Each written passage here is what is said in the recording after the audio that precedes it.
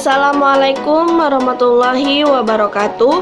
Kami dari kelompok 4 yang beranggotakan Hairani, Mei Alia, dan Andini Novianti akan membahas materi tentang transkripsi eukariotik dan pengendalian transkripsi.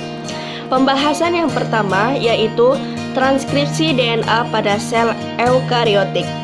Transkripsi eukariota adalah sebuah organisme yang selain ganggang dan juga bakteri dengan memiliki struktur pada DNA yang lengkap.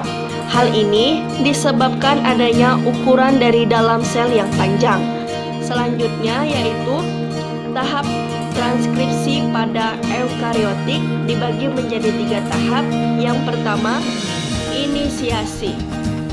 Inisiasi menjadi sebuah proses pertama dari proses yang transkripsi DNA, di mana proses ini dijuluki sebagai promoter dalam daerah yang menjadikan tempat dari pelekatnya RNA polimerase untuk area yang memulainya transkripsi.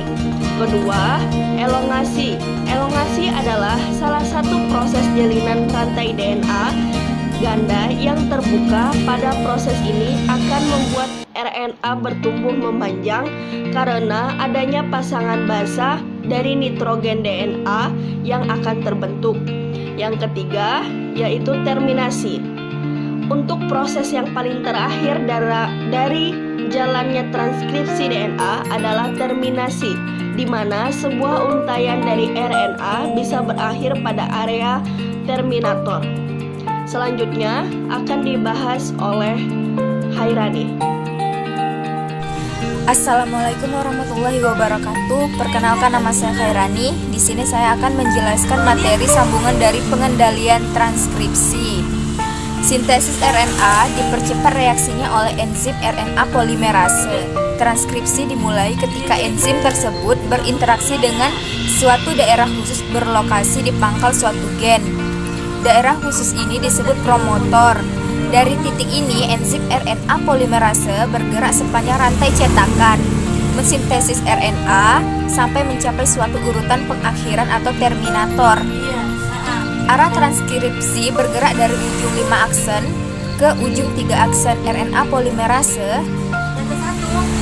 Eukariotik tidak menempel secara langsung pada DNA di daerah promotor, melainkan melalui perantaraan protein-protein lain yang disebut faktor transkripsi. Proses transkripsi dan translasi tidak berlangsung secara serentak. Transkripsi berlangsung di dalam nukleus, sedangkan translasi berlangsung di dalam sitoplasma atau ribosom. Ada 2 hal penting yang patut diperhatikan sehubungan dengan pengendalian transkripsi.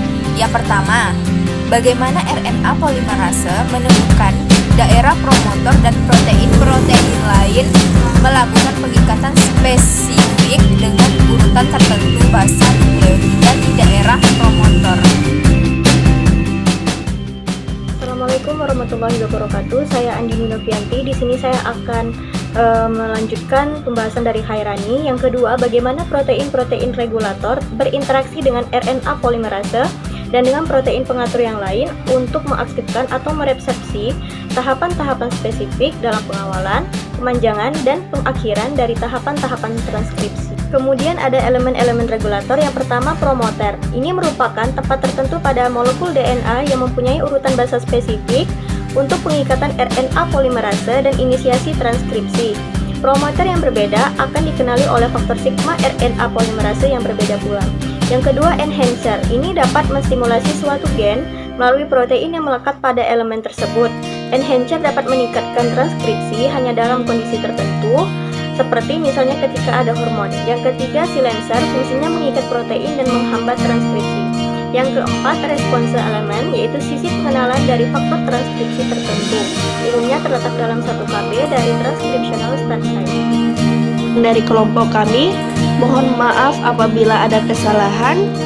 Semoga apa yang kami sampaikan bermanfaat bagi kita semua. Wabillahi taufiq wal hidayah. Wassalamualaikum warahmatullahi wabarakatuh.